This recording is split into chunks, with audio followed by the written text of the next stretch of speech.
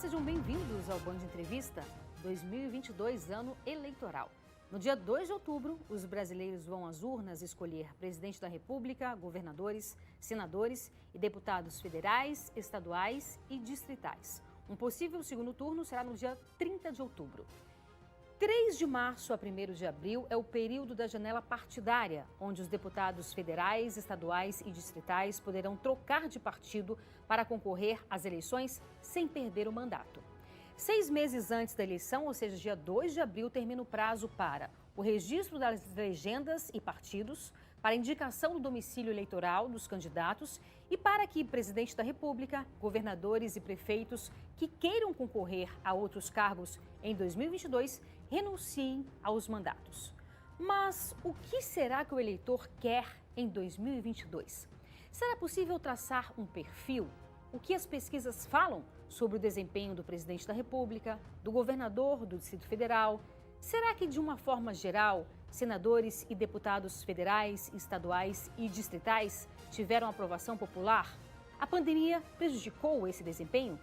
Sobre esse e vários assuntos a gente conversa agora com o cientista político Rócio Barreto. Rócio, que prazer recebê-lo mais uma vez aqui. Muito obrigada pela sua participação, viu? É um prazer, Renata. No que eu puder ajudar a incrementar esse debate, você pode contar comigo sempre. E vamos tentar elevar o debate para que as pessoas possam saber um pouco mais e de forma bem empírica, né? Através de pesquisas e informações certeiras. Perfeito. É possível traçar um perfil do eleitor de 2022? Olha, Renata, veja bem o seguinte, em 2018, os eleitores queriam mudança, queria um candidato novo que se mostrasse contra isso, que fosse forte, que chamasse para briga mesmo. Em 2020, no meio da pandemia, que as eleições municipais foram dentro da pandemia, né, a gente viu que isso mudou. Isso mudou, os eleitores preferiram optar por candidatos que já tinham experiências mais tradicionais e que já tinham um trabalho ali feito, sejam eles mesmo, da família ou do mesmo grupo. As pessoas optaram por esses candidatos. E 2022, a tendência é seguir esse mesmo modelo de eleitor, esse mesmo modelo de político. A ideia é que os eleitores procurem os políticos mais experientes, que já tiveram oportunidade e dessa oportunidade mostraram algum benefício para as pessoas. Elas não querem mais o novo e não querem mais arriscar um candidato desconhecido e que procuram mostrar algo diferente. Elas querem o tradicional, o político que já mostrou trabalho. Interessante a gente analisar isso, né? Porque em 2018, né, a gente viu, inclusive, pessoas que não eram da política, que não tinham nada a ver com política, e que muitos foram escolhidos, né? Seja no âmbito, até averso à política, né? Os eleitores até buscaram, assim, eu sou antipolítica, eu não gosto de política, o que é totalmente incoerente até, né? Porque se é antipolítico, o que está fazendo, né? Se candidatando. Mas, enfim, as pessoas que se mostraram, que mostravam esse perfil, né? Foram eleitos, e isso em todos os âmbitos, né? Deputados distritais, federais e tal. Então, pelo que você está falando, e claro, eu acho muito interessante, Rócio, porque a gente vive numa era onde as pessoas que não entendem das coisas querem dar pitaco, Exatamente. né? Você é um cientista político, né? Há quanto tempo que você estuda sobre isso? É uns 25 Só isso, né? Só uns 25 anos, né? Então, assim, a gente pode dizer, então, que as pessoas meio que se arrependeram de ter colocado essas pessoas nesses cargos? Sim, muitas estão arrependidas. Eu votei num camarada porque disse que ia fazer diferente, no entanto, está fazendo o que eu mais achava ruim, negligenciando os eleitores, desrespeitando e fazendo o que eles disseram que não ia fazer, que era averso à política, como você falou, e, no entanto, está sendo beneficiado com emendas, emendas secretas e coisas que as pessoas abominam e não queria ver na política. Então, eu falo principalmente dos cargos proporcionais, Câmara e Senado. as pessoas têm se arrependido nisso. Inclusive, na Câmara Legislativa aqui do Distrito Federal, há exemplos disso daí, que as pessoas estão arrependidas. Então, acredito que elas não vão repetir esse mesmo erro e elas têm reclamado, inclusive arrependido do voto que elas deram nas eleições de 2018. Uhum. Mas fica uma situação um pouco complicada, né? Porque, assim, você tem políticos...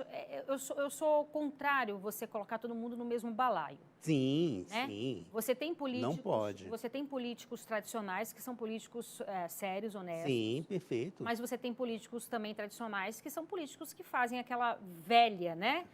Vamos dizer assim, né? A velha política, que é o que ninguém quer. Ninguém quer isso. Uhum.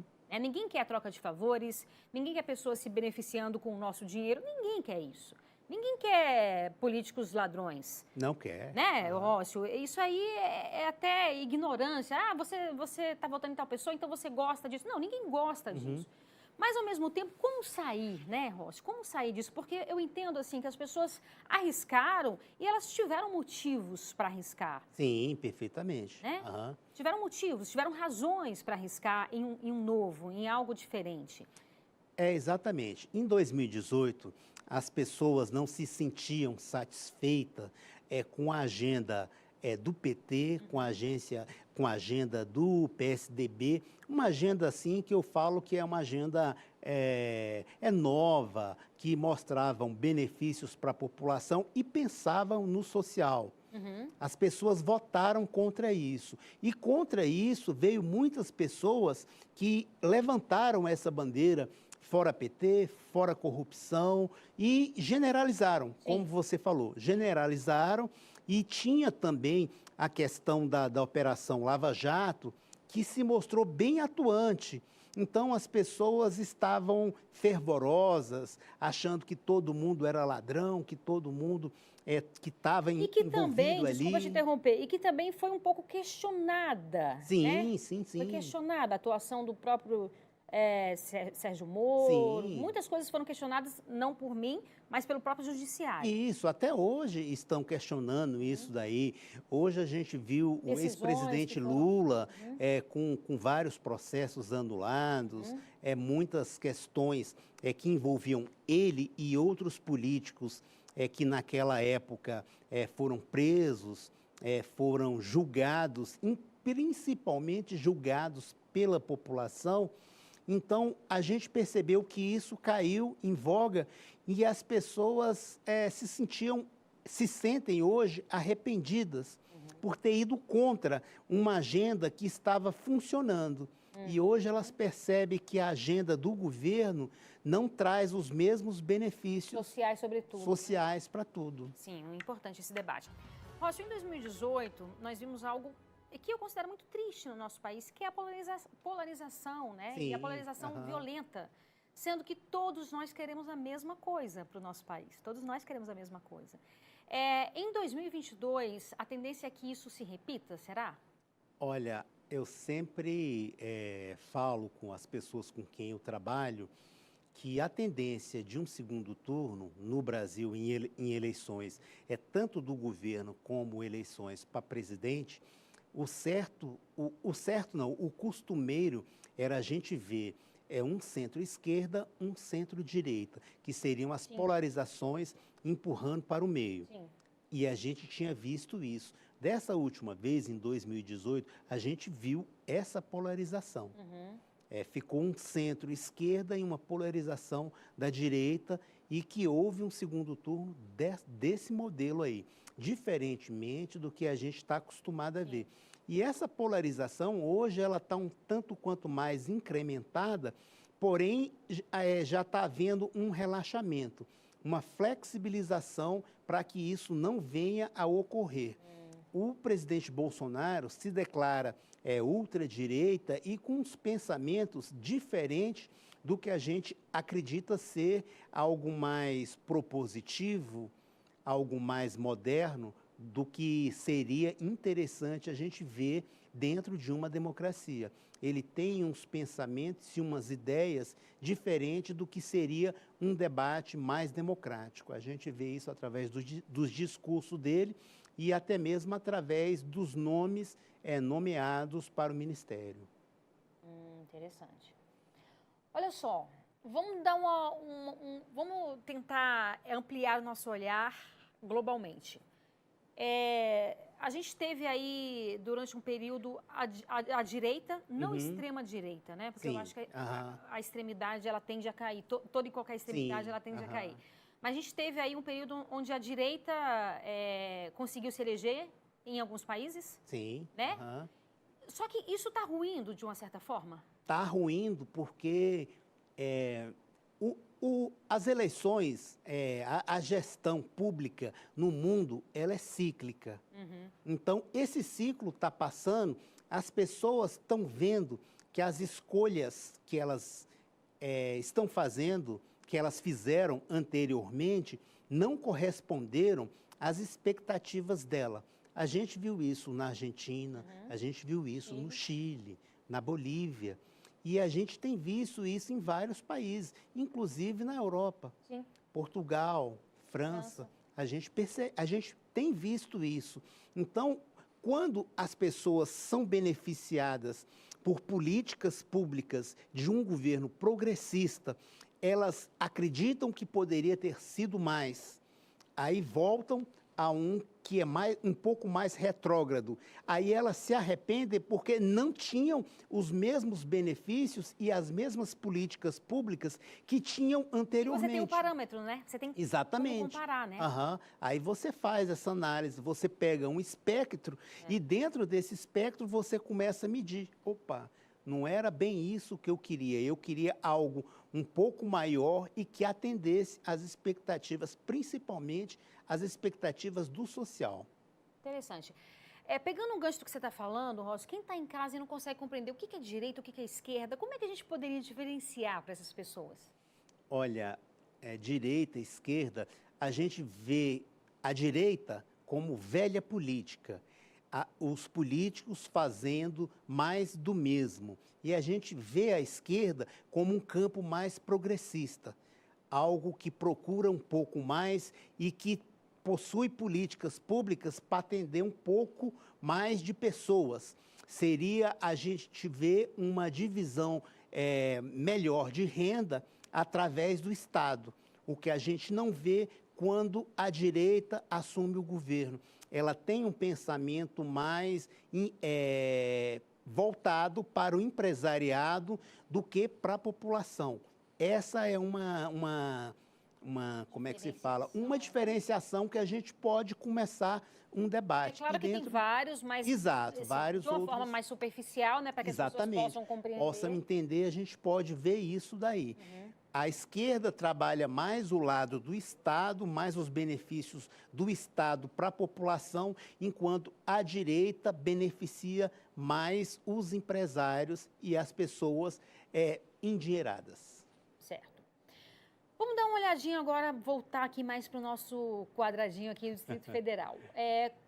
O que as pesquisas falam sobre a atuação do governador Ibanez Rocha? Olha, a nossa agência fez uma pesquisa Quali, fez uma Royal Politics.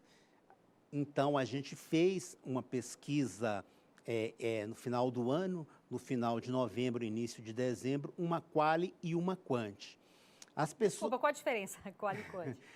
A Quant é a gente perguntar diretamente para as pessoas. E a Quali, a gente coloca um grupo de pessoas para discutir determinados assuntos e vai perguntando para esse grupo. Mais aprofundado. Mais aprofundado. Então, nessas pesquisas, a gente percebeu que as pessoas falam do que elas mais preferem, se o governo está atendendo. Aqui no Distrito Federal, o primeiro lugar é saúde. Segundo é o emprego. Terceiro lugar, o transporte. Aí vem segurança e outros fatores que a gente pode estudar um pouco mais. E as pessoas acreditam que o governador Ibanez foi um dos primeiros a fechar o Estado devido à pandemia. Foi, né? Foi, né? Uhum. Foi ele que tomou as primeiras medidas. E um dos primeiros a abrir.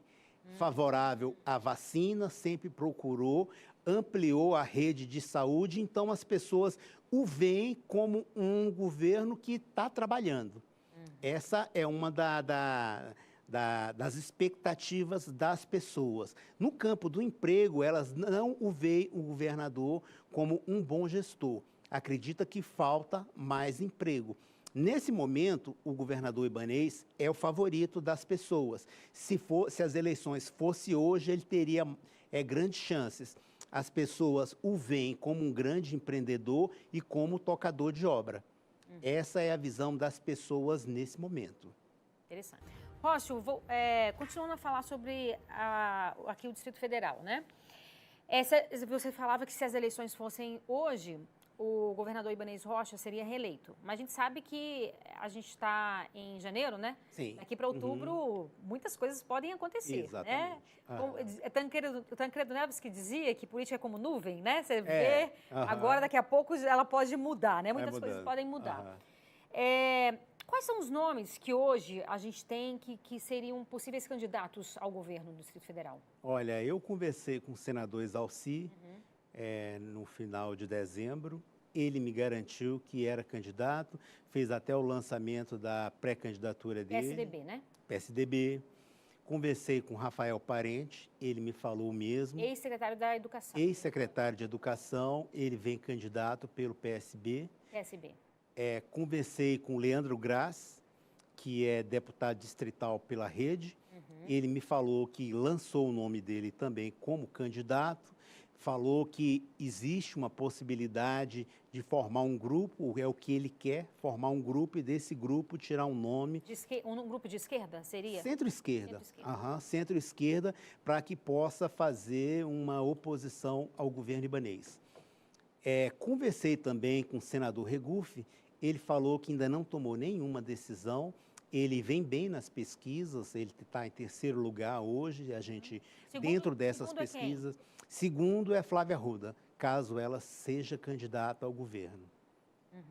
Aí conversei com ele, ele falou que teria uma posição no final de fevereiro para o início de março, que ele daria a essa informação, se viria candidato ou não. Na pesquisa aparece também o nome do ministro da Justiça, Anderson Alves, foi secretário de Segurança do DF. A ministra Flávia Arruda também está muito bem colocada nas pesquisas. E as pessoas também especulam o nome da senadora Leila do Vôlei, que ela não se manifestou se viria candidata ou não. Existe especulação de que há a formação de um grupo de centro-esquerda com Cristóvão Buarque, Joey Vale e outros nomes já conhecidos da política do Distrito Federal, para que também faça oposição ao governador Ibanez, mas desse grupo ainda não surgiu um cabeça de chapa. E o PT lançaria quem? O PT, nesse momento, eles querem lançar a Rosilene. A Rosilene é presidente do Sindicato dos Professores. Mas a Rosilene ainda não se fixou como uma pré-candidata. Ainda há dúvidas. Nessa pesquisa também surgiu o nome da Érica Cocai e da ex-deputada Maninha. É difícil porque, por exemplo, você pega a Érica Cocai, ela foi a deputada federal mais bem votada? Mais bem votada. Então, tá praticamente, se a gente for seguir essa linha, está praticamente reeleita. Reeleita se ela for como deputada. Como deputada federal. Exatamente. Então, abrir mão, né? É difícil, né? Esse jogo político, né? Esse jogo de xadrez, né? É difícil, exatamente, mas às vezes necessário. É porque a deputada Érica, ela é representante de um grupo de pessoas. Esse grupo de pessoas podem mantê-la como deputada durante toda a vida. Mas talvez para um cargo executivo, os outros grupos não a reconheçam na Érica Cocai como uma representante ao governo. Então, você tem que estar conversando com diversos grupos. E esses grupos que vai mostrar se você tem condições de ser governadora ou não. E quando você está no partido, a decisão muitas vezes não é sua, né? Isso, É uma exatamente. decisão partidária, né? Exatamente. Muitas vezes a decisão vem do partido.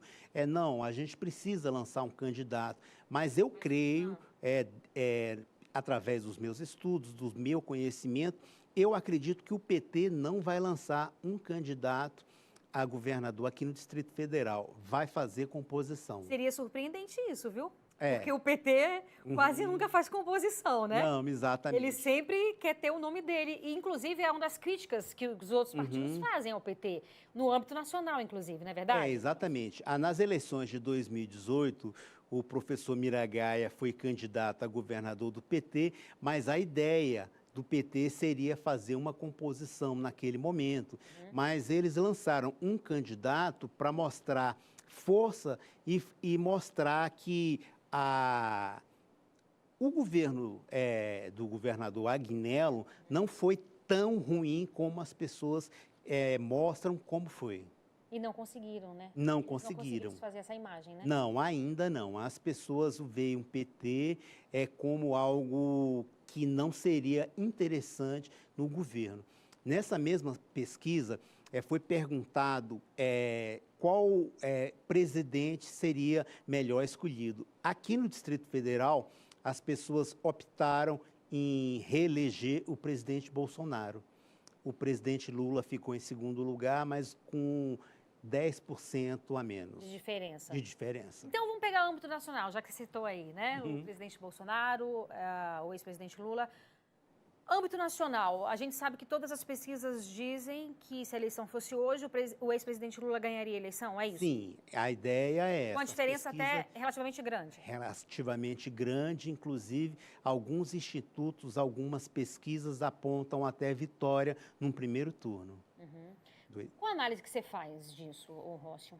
Olha, nesse momento, a questão do Lula, a gente vê como o fato dele ter sido preso em 2018, o que faz crescer a narrativa do PT de que o presidente Lula foi preso para não ganhar as eleições, porque ele apontava como... Inclusive para não se candidatar, né? Exatamente. Ele quer se candidatar, né? Uhum. E quando você vê o Moro candidato agora, né?